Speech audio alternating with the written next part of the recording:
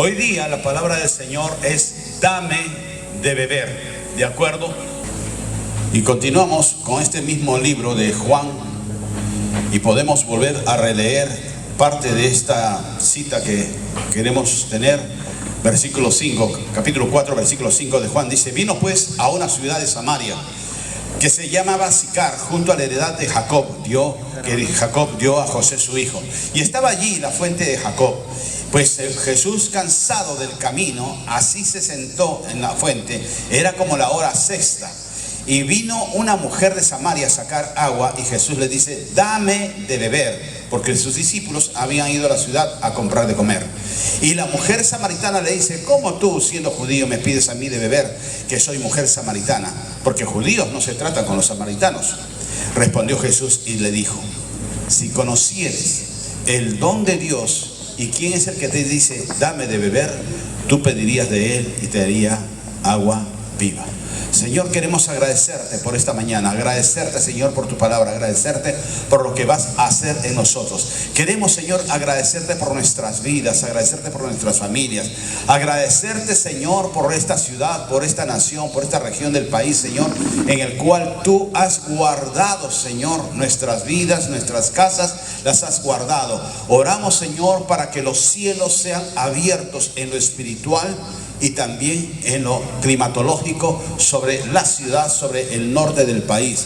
Declaramos, Señor, bendiciones tuyas, Señor. Sostén tu casa, sostén tu iglesia, sostén tu tierra, Señor, que este es tuyo y te lo hemos entregado. Háblanos, Señor, en esta mañana, en el nombre de Cristo. Amén y amén. Tomen asiento, por favor. Bueno, ahora sí, mis amados, vamos a ir a la palabra del Señor, lo que estábamos leyendo, y el nombre de esta enseñanza: dame de beber. Nosotros sabemos que la sed es una reacción de nuestro organismo fisiológica. Cuando hay una pérdida de electrolitos, una pérdida hídrica, una pérdida de agua en la transpiración, como por ejemplo ahora con el calor, hay una necesidad de beber agua. Hace unos momentos mi yerno, Hernán, pastor Hernán, me decía: pastor, ¿no quiere que le consiga una Coca-Cola helada, una agua mineral helada? Y le decía: no, pero es que lo que tiene usted es café caliente, y que es lo que traigo cada domingo. Que bueno, no llega tan caliente, a pesar que lo traigo en termito, pero no llega tan caliente, pero siempre. Y esto yo lo aprendí hace muchos años, cuando yo viajaba en mi trabajo por Tingo María, que es una zona de también bastante calor. Y había ahí una señora, un matrimonio de alemanes que tenían su café Rex, me acuerdo que se llamaba, en Tingo María, en la avenida principal. Y tenía un café muy delicioso, de ahí del lugar, pero bien preparado, bien pasado. Y yo iba ahí y tomaba café. Y los otros visitadores médicos me decían: estás loco, me decía, con este calor tomando café caliente. Y yo le decía: sí, le digo, es que me gusta el café y este café también es delicioso. Y la alemana también agarra e intervino, me parece, ese día en esa conversación, y dice: sí, y lo que usted hace está bien, me dice, porque acá hace calor, de acuerdo, pero si usted toma bebidas frías y heladas, al ratito sigue con calor. Pero si usted toma una bebida caliente, en el momento siente calor, pero después se le pasa. Después ya no suda. Y no me había dado cuenta de ello. Y lo comencé a hacer, y hasta ahora lo hago, y sí, me funciona. O sea, en el momento tengo calor, pero después lo manejo. Y hablando esto de calor y de incomodidad, todas esas cosas, yo también honro a los hermanitos de la alabanza que vienen con su cuello y con su corbata. Y algunos podrían decir: pero qué pesado el pastor, ¿por qué no les deja libertad que vengan en BBD, que vengan en ropa de baño y todas esas cosas? Y no, porque si por ejemplo el señor Arturo Fernández, Arturo creo que es, ¿no? El alcalde de acá de Trujillo, un alcalde muy cuerdo, muy centrado. Lo cita a uno y le dice: quiero con usted almorzar. ¿Cómo vamos? ¿Vamos en BBD? ¿Vamos en sandalias? ¿Cómo vamos? Trataremos de ponernos más o menos serios y elegantes, ¿verdad? Para un alcalde, para un presidente, para un rey. ¿Para cuánto más para el Señor? Una vez incluso yo escuchaba una prédica del pastor Otoniel Font, ¿no? Que decía que a él también le habían criticado que a veces, generalmente él sale con cuello y corbata y a veces está con saco. Y que le habían dicho, pero ¿por qué es que no sale en libertad, sin corbata, ahí en Puerto Rico? Y él decía, pero no, si un trabajador bancario está detrás de la ventanilla con su corbata y con su camisa, entonces ¿cuánto más yo, que vengo a servir a mi Señor? Entonces mis hermanitos de la alabanza honran al Señor también, porque acá hace calor y a veces hace más calor acá arriba que allá abajo, pero sin embargo lo hacen por amor al Señor, y les pido unas palmas para Dios, para sus vidas de los chicos de la alabanza. Dios los bendiga, alabanza, a los de staff y todo ello. Y ahora sí, mis amados, por eso en momentos así uno tiene sed, ¿de acuerdo? Porque necesitas reponer los líquidos. Y nosotros somos espíritu, alma y cuerpo. ¿Qué es lo que tiene sed, fisiológicamente hablando? Tu espíritu, tu alma, tu cuerpo. El cuerpo, ¿verdad? Porque tu cuerpo necesita reponer en lo físico y necesitas recoger un elemento líquido, aguas, gaseosa, jugo, etcétera, ¿de acuerdo? Y tienes un abanico de posibilidades para escoger con qué quieres saciar tu sed. Quizás con un café caliente, quizás con una bebida helada, con una raspadilla, con una gaseosa, etcétera, etcétera, ¿verdad? Ahora, si nosotros somos espíritu, alma y cuerpo, en el alma también tenemos necesidades, y a veces muy imperiosas, muy exigentes, muy de inmediato, ¿verdad? Y que nos puede llevar a veces esa necesidad para saciar la sed del alma, nos puede llevar a una decisión equivocada. Es como llevándolo a nuestro cuerpo, que tú tienes sed y quieres tomar lo que sea, y nosotros encontramos un relato en la palabra del Señor que el pueblo de Israel estaba vagando en el desierto y tenía sed, y llegaron a un sitio que le pusieron por nombre Mara, porque eran aguas envenenadas, aguas amargas, y no pudieron tomarla.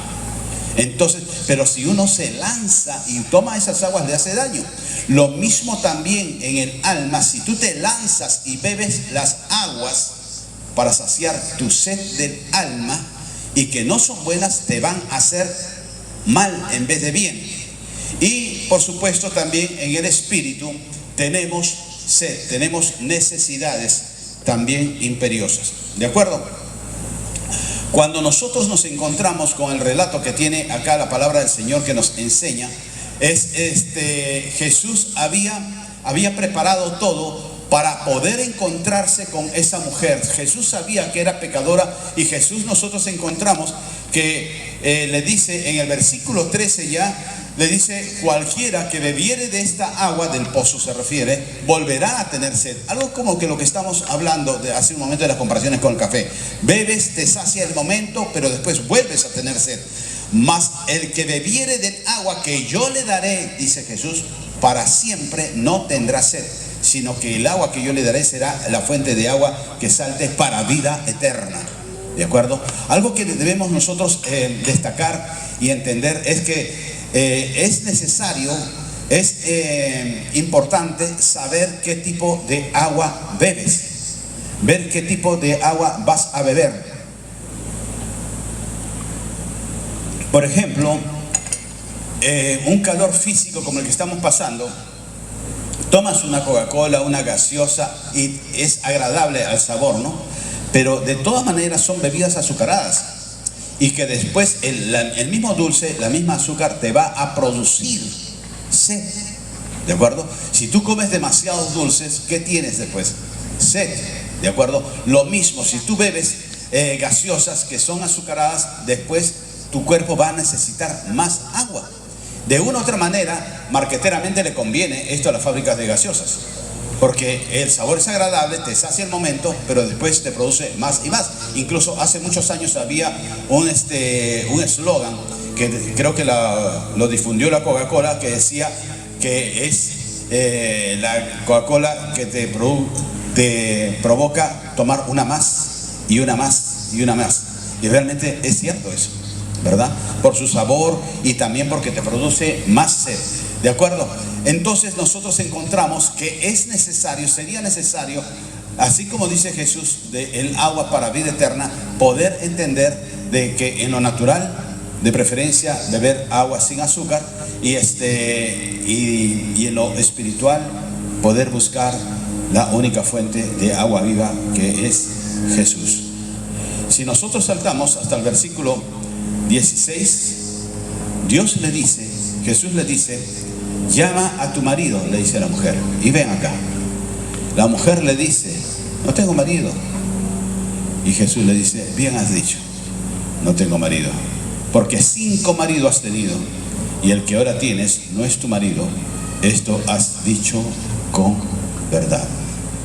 ¿Qué tiene que ver este rollo del marido y los maridos y todas esas cosas? A la hora que Jesús estaba al lado del pozo y va esta mujer a sacar agua, a esa hora nadie iba al pozo, nadie, porque era la hora punta del calor. La gente iba al pozo a sacar agua en horas de la noche o muy temprano, cuando todavía no había salido el sol, pero al mediodía nadie iba.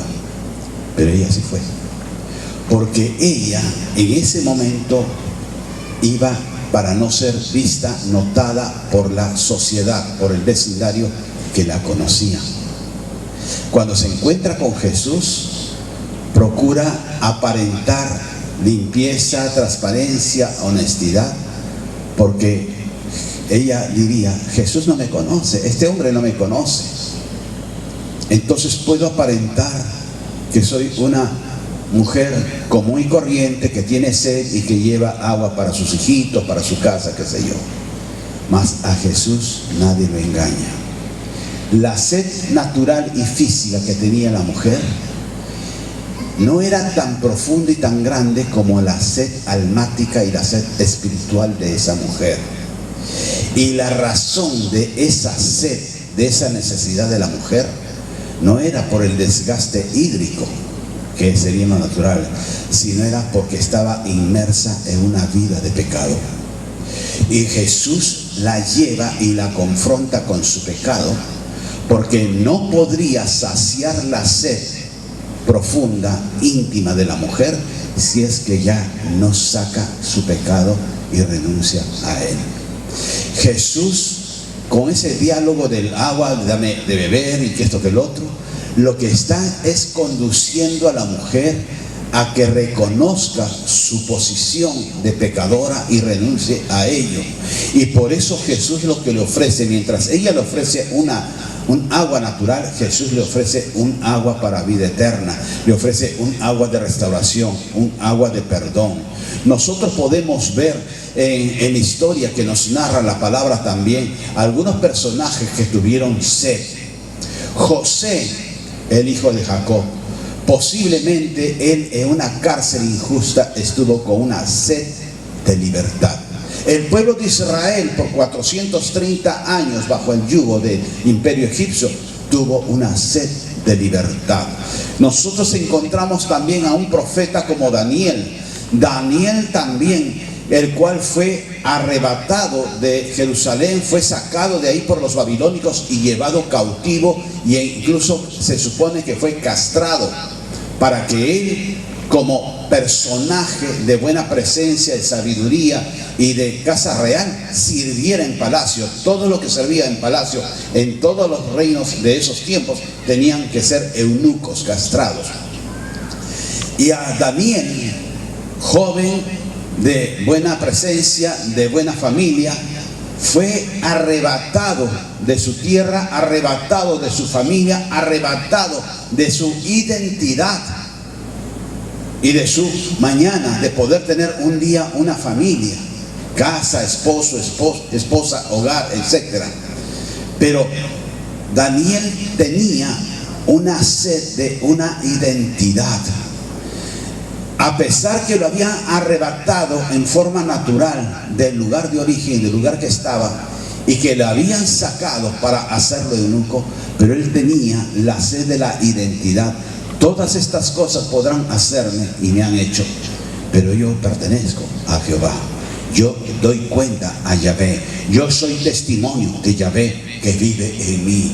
Y eso nadie se lo podía robar, nadie se lo podía arrebatar. Nosotros también encontramos a otro esclavo, Nehemías, que Nehemías, pese a su condición de esclavo y posiblemente también eunuco, porque también servía en Palacio Real, pero sin embargo Nehemías también tenía una sed. La sed de Nehemías era dar. Miren qué hermoso eso, ¿no? La sed de Nehemías, su prioridad de Nehemías después de Dios, ¿cuál era? Poder dar. Dar al pueblo de sus padres. Porque posiblemente él no nació en Jerusalén. Él quería dar a la casa de sus padres, a la tierra de sus padres, y levantar las paredes, los muros de Jerusalén, restaurar las puertas de Jerusalén. Ese era su anhelo, ese era su sed. Nosotros encontramos en el mismo libro de Nehemías, en el capítulo 1, que cuando se enteró cómo estaba la condición de la casa de sus padres, de la tierra de sus padres, él lloró, gimió y clamó a Dios para que le permitiera beber de las aguas de poder dar a Jerusalén. Pero también hubieron otros personajes en la palabra del Señor, lo encontramos, que tuvieron una sed que los condujo a cosas no buenas para ellos. Les trajo consecuencias más que beneficios, como fue el rey Saúl, el primer rey de Israel. Y el rey Saúl tenía una sed de protagonismo, una sed de poder ser reconocido, una sed que lo llevó a los celos. Cuando él conoce a David, al que después sería rey David, y ve que David venció al gigante, y ve que David cantaba y tocaba el arpa, y los espíritus malos que lo atormentaban a Saúl se disipaban y se iban, él lo llamó para que sirviera en el reino, y él se sintió feliz con David. Pero cuando él escuchó la alabanza de la gente que victoriaba a David y decía que Saúl mató a 1000, pero David mató a 10,000, y la gente aplaudía, y le entró celos, y en él salió condiciones ocultas de falta de reconocimiento de sí mismo, y sintió celos enfermizos que lo llevaron a tener una sed que los va a llevar a querer matar al llamado de Dios, al ungido del Señor. Nosotros encontramos también a Esaú, el hermano de Jacob. Esaú, lo único que lo envileció su vida y también sus generaciones en Esaú, que fue porque él tuvo una sed por una posición, porque él se sentía que él debía tener la posición como primogénito, que sí era, a pesar que la menospreció y la vendió la primogenitura, pero él quiso retomar esa posición de ser el bendecido por su padre, Isaac. Quiso ser él el que tenía la parte protagónica del liderazgo de la nación que iba a salir de ellos, y él se llenó de esa envidia con su hermano Jacob y juró matarlo. ¿Cómo un hermano va a desear la muerte de su propio hermano? Simplemente por celo, simplemente por posesión, simplemente porque quiere tener la posición que uno la menospreció. Y también Jesús nos cuenta algo en una parábola del hijo pródigo, que el hijo pródigo también tenía una sed de dinero. Ese hijo pidió a su padre su heredad y la dilapidó. Lo que él quería era dinero, era fama, era distracción. Y muchas veces también nosotros podemos tener diversos tipos de sed en el alma, originado de repente no por ti mismo, sino que viene de generación en generación, viene por herencias familiares, que llega a nosotros una sed de algo, una sed de poder tener un reconocimiento ante la multitud, ante la gente, ante la sociedad, tener una sed de aceptación de la gente. Nosotros poder, miren, en la empresa que trabajé por muchos años, también el Señor me llevó a aprender bastante sobre este tema, por ejemplo, de la sed. Llegué a conocer Buenos jefes y malos jefes. Y jefes no tan malos, pero tampoco no tan buenos. Y hubo un jefe que yo tuve, el último jefe que tuve, el último gerente, que era un hombre familiar, amaba a su esposa, a sus hijas.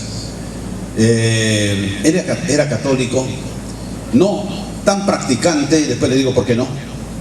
Procuraba siempre estar con su esposa, con sus hijas, quizás en misa o alguna reunión parroquial o del colegio.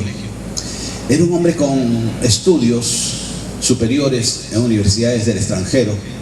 Era un hombre que en la empresa que estuve en los últimos tiempos perteneció a un holding de empresas de unos empresarios muy fuertes que todavía siguen siendo muy fuertes acá dentro del Perú, y él fue tomado como una persona responsable de la empresa en la cual yo trabajé, con la confianza de estos directivos de esta corporación. O sea, básicamente lo tenía todo, tenía aceptación, tenía todas esas cosas, pero se llenaba de celos cuando había alguien cerca, cuando había otro jefe o subjefe debajo de él que tuviera capacidad y que tuviera habilidades, porque le entraban celos, temor, inseguridad. Y yo incluso, hubo otro jefe de mando medio y que no se podían ver entre ellos, y tenía mucho conocimiento pero le faltaba la práctica, y el otro tenía abundante práctica, trabajo de campo muy bueno, pero le faltaba quizás los estudios teóricos. Y yo un día le dije a uno y después le dije al otro: con fulanito, ¿por qué no tratan de arreglar, de restaurar? Juntos serían dinamita ustedes, juntos serían tremendos, porque los dos se complementan, le decía. Y el otro me dijo: no, Reinaldo, tú estás loco, yo que voy a tener trato con ese, con la justa, yo obedezco algunas cosas, pero no, ese está en nada, él no conoce lo que yo conozco, él no sabe, lo rechazó. Y él también no quería nada con él. No, ese es un arrogante, él quiere mi puesto y él se siente superior a todos. Nunca arreglaron nada, ¿de acuerdo? Y un día yo, conversando con mi jefe, se aperturó, tenía a veces momentos de apertura, se aperturó y me contó que él estuvo estudiando una vez en Estados Unidos, en la universidad, y que llegó un tiempo de Navidad, y dice que fue la Navidad más triste para él, porque se sintió muy solo allá en Estados Unidos. Me dice, porque sus padres eran de plata, tenía un buen departamento que me pagaban mis padres, tenía estudios en una buena universidad, en Harvard creo que estudió, tenía comodidades, tenía todo lo que sea. Pero esa Navidad, yo dije, esta Navidad con amigos de universidad puedo tenerlos acá, pero yo quisiera estar con mis padres. Dice que lo llaman por teléfono a su padre y le dice: papá, mamá, los extraño mucho y quisiera en este día de Navidad, que estaban un par de días antes, es pasarla con ustedes, estar con ustedes. Y dice que a él le dolió mucho porque su padre le dijo: no, le dijo, tú has ido allá con un trabajo, con una misión para realizar, y sigue ahí, hazte hombre y no seas cobarde, no te voy a traer, no te voy a recibir. Dice que fue la Navidad más triste. Pudo pasarla con mujeres, con amigos y con trago, pero él se metió esa Navidad en su cuarto y lloró toda la noche. Y cuando él se dio cuenta que se estaba abriendo, él cambió ahí mismo y se metió en las cosas del trabajo y todas esas cosas, y no quiso volver a tocar ese tema. Pero yo ahí descubrí algo. Un hombre que aparentemente era exitoso en trabajo y todas esas cosas, y en familia, una buena familia, pero él tenía una sed de aceptación, una sed de familia. Y él creía que con lo que sus padres le habían dicho, los estudios que no son malos, el trabajo que no es malo, los dólares que podía ganar que no es malo, con eso lo podía suplir todo, porque sus padres se había hecho así. Este hombre, como le digo, era católico practicante, entre comillas, porque muchas veces los domingos dejó de estar con su familia en misa, porque habían domingos que yo pasaba de casualidad o qué sé yo, o camino a la iglesia o después de la iglesia, y yo pasaba con mi familia por la empresa, por afuera, y yo veía su oficina prendida y él estaba trabajando. Domingo en la mañana, domingo en la tarde. Trabajaba, trabajaba y trabajaba. No sé más de él. Perdí el rastro, espero que su familia siga firme. Pero este hombre, la sed de reconocimiento, la sed de aceptación, porque él se sentía reconocido ante la gerencia, ante esa corporación, se sentía identificado. Yo les digo, era una empresa, era un grupo de empresas que siempre estaba entre los 10 corporaciones más grandes del Perú, y sigue ahí. Que yo le digo, por ejemplo, yo estaba como coordinador en empresa y tenía mi credencial que decía coordinador de tal empresa, y en una ocasión yo voy con mi esposa a Saga, creo, o a Ripley, y para solicitar que me dieran crédito, y me dice, ¿usted dónde trabaja? Y le digo, en tal sitio. ¿Y tiene una credencial? Sí. Puede llevar lo que sea. Ni siquiera iban a decirme, bueno, déjelo y en unos días le contestamos si ha sido aprobado su crédito. Inmediatamente te daban crédito, inmediatamente te abrían las puertas por el peso de esa corporación. Y mi jefe, mi gerente, él lo que buscaba es sentirse bien con los presidentes de directorio, con todos ellos. Tenía una sed de reconocimiento porque una vez su padre le dio la espalda. A veces nosotros hemos pasado por ciertas situaciones en las cuales alguien nos dio la espalda, y tenemos nosotros una sed de aceptación, una sed de poder sentirnos que nos aman, que reconocen algo bueno que hemos hecho. A veces en el colegio, y esto se lo dejo a ustedes, a los padres de familia, en el colegio, el hijo, la hija o nosotros mismos en el colegio llegábamos con notas bajas, con malas calificaciones, y había castigo, y había reprimenda, y había quizás una llamada de atención un poco agria. Pero cuando traíamos notas buenas, no había un reconocimiento. Ah, ya, ¿y qué quieres? ¿Que te aplauda? Es tu deber, tú tienes que traerme notas buenas. Pero no le damos un reconocimiento a lo bueno que están haciendo los hijos, o a nosotros nos obviaron en eso. Y eso a nosotros nos da una sed de aceptación, y comenzamos a buscar, como este amigo, como este jefe, comenzamos a buscar la aceptación en el mundo. Y el mundo es adulador cuando tú le das algo. Si tú en una empresa te sientes bien, es porque estás produciéndoles a ellos, que no es malo. Pero deja de producirle para ver cómo te dan una patada y te botaron, y ya no existes tú. En el mundo empresarial, cada trabajador es como un fusible. Se desgastó ese fusible, sacan ese y ponen otro. Y nosotros lo que tenemos que buscar es el agua viva para vida eterna. Buscar el único manantial, que es Jesucristo. La aceptación que vas a tener en la sociedad será si es que tú procuras ser acepto por el llamado, acepto en el amado, que ya de por sí lo eres.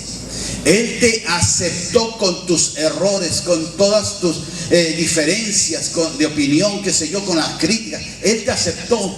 Pero también encontramos que Jesús, personificando al Señor, a Dios mismo, había aceptado a Samaritana. A pesar de ser samaritana, a pesar de ser fornicaria, a pesar de ser adúltera, el Señor la había aceptado. Pero quería llevarla hasta un punto en el cual ella se diera cuenta, eso que estás haciendo está mal, y deja eso y pasa para poder beber de mi agua viva. Nosotros podemos tener una sed de respuesta. Nosotros estamos buscando una respuesta, estamos buscando que Dios nos hable, quizás que Dios traiga la respuesta, y uno dice, Señor, ¿por qué no me respondes? Y esa sed de respuesta a veces nos puede llevar a cosas erróneas. Vamos al chamán, vamos al brujo, vamos a tirar las cartas, vamos a los naipes, vamos al adivino, a la divina.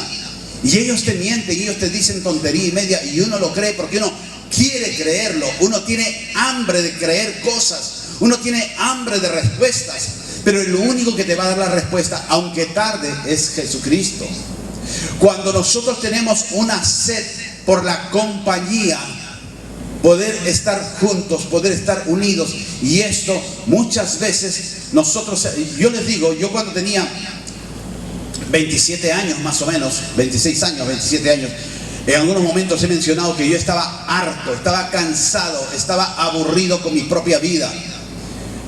Me sentía como un viejo cansado, como un viejo desgastado. Quizás porque venía de un hogar disfuncional. Y habían muchas grietas en mi vida, no era creyente, y habían grietas en mi vida en la cual me sentía yo frustrado, usado, qué sé yo. Y decidí una vez buscar que me dieran la vacante que había de viajar a la Sierra Central. Porque de los visitadores médicos que eran mis compañeros, nadie quería viajar allá.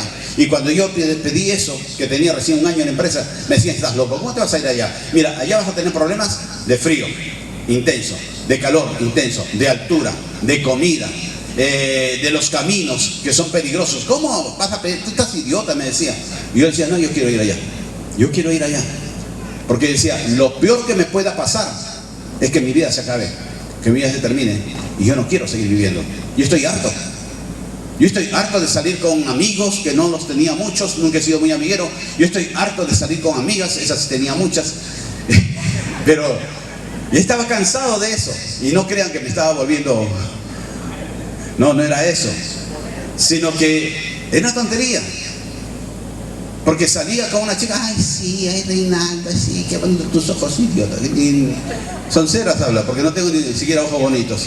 Y cosas por el estilo. Y era solamente vivir el momento, vivir el instante. Y no me interesaba. Yo quería una razón para vivir.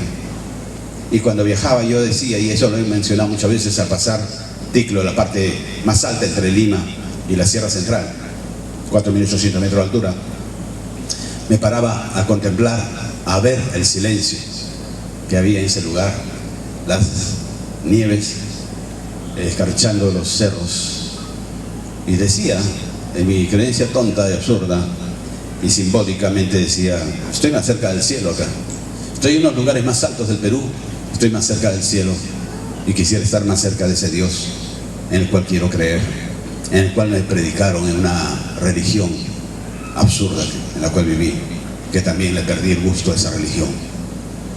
Y yo le decía, si tú existes, dame una razón de vivir, dame una razón de existir, o quítame la vida porque ya estoy harto. Y cada vez que pasaba por ahí era la misma historia. Y cuando iba manejando por las pampas de Junín, que era horas de manejo en La Puna, también iba conversando con él. Y a veces estallaba en llanto y decía, me estoy volviendo loco. No era cristiano, me estoy volviendo loco porque lloro y porque grito. Después un amigo cristiano me dijo, ha sido la visita del Espíritu Santo que te ha tocado. Y yo le decía, si tú existes, dame una razón de existir, dame una pareja para toda la vida. Y el Señor me la dio, que es mi esposa y es un hogar.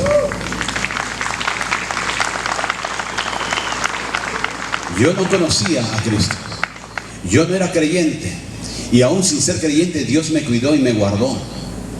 Dios estuvo presente y escuchó mi clamor y me dio la respuesta de una mujer para toda la vida, que me infundió aliento Dios a través de ella para poder vivir y esforzarme y seguir adelante y guardarme. Cuando tú tienes sed de una compañía, es natural, porque en el plan de Dios no es bueno que uno esté solo, pero muchas veces uno está como jugando la ruleta. ¿Será este? ¿Será esta? Bueno, voy a probar con este, sí, porque es bueno, y no, aunque no es cristiano o no es cristiana, pero conmigo se va a convertir en mentira, se desconvierte contigo. Hay personas de esta casa, de esta iglesia, que cuando estaban solteros o solteras, Dios, hermoso, bello, precioso, se casaron, y al diablo Dios y la iglesia se desconvirtieron. Por ello, nosotros lo que tenemos que hacer cuando tienes sed de una pareja, pedirle al Señor. Nosotros podemos tener muchas etapas de sed, de vacíos que se han generado en tu vida. Yo lo que les digo, en mi vida se generaron sed sé de familia, sé de un padre que no lo tuve a mi lado, sé de una madre que trataba de estar a mi lado, que no podía porque tenía que romperse el lomo trabajando para sostener a su madre, a su hijo lisiado y a mí, que aún estaba pequeño. Pero tenía la necesidad de tener esa madre a mi lado, ese padre a mi lado. Tenía la sed de tener una familia como la que tenían mis amigos. A una cuadra tenía unas primas con las cuales básicamente me crié. Y yo envidiaba el lugar de ellas. ¿Por qué? Porque ellas tenían a mi tía, hermana de mi madre, y a su padre de ellas, y lo tenían al lado. Y yo veía que su padre se iba a trabajar y venía en las noches cansado y estaba con ellas y todas esas cosas. Y yo admiraba día a día eso. Y yo tenía sed de ese hogar, sed de esa familia. Y eso produjo en mí ciertas grietas que en el desarrollo de mi vida, de mi juventud, de mi forma adulta también, y aún dentro del cristianismo, se evidenciaron, porque tenía una sed del abrazo de un padre que me dijera: lo hiciste bien, hijo, qué bueno, hijo, yo te amo. No lo tuve. Y cuando vino mi primera hija y mi segunda hija y mi tercera hija, para mí era como un interrogante. Y ahora yo, ¿qué voy a decir? ¿Qué voy a hacer si no sé cómo un padre trata a sus hijos? Hay libritos, seminarios, discursos, pero en la vivencia diaria yo le decía a Dios: ayúdame, porque no quiero dañarlas. Y Dios me ayudó a través de mi mujer para poder ser padre. La sed que tú tienes, reconocimiento, posición, dinero, fama, lugar, casas, propiedades, pon en segundo plano y vive con una sed de su presencia. Buscar su presencia será, como dice el Señor, todo será dado por añadidura. Que busques el reino de Dios y su presencia, y lo demás será la añadidura. Y eres tú el que debe decirle: Señor, tengo sed de ti. Tú tienes que decirle: Señor, necesito de tu presencia, necesito que me abraces en los momentos de soledad, en los momentos de tristeza, en los momentos que te sientes solo, en los momentos que estás diciendo: Señor, respóndeme ahora, háblame ahora, Señor. ¿Qué es lo que debo de hacer? ¿Qué es lo que debo de decir? Dile: Señor, tengo sed de tu presencia, tengo sed de ti, Señor. Te bendecimos, Padre, en esta mañana. Bendice nuestras vidas. Ponte de pie y vamos a adorar al Señor un momento más.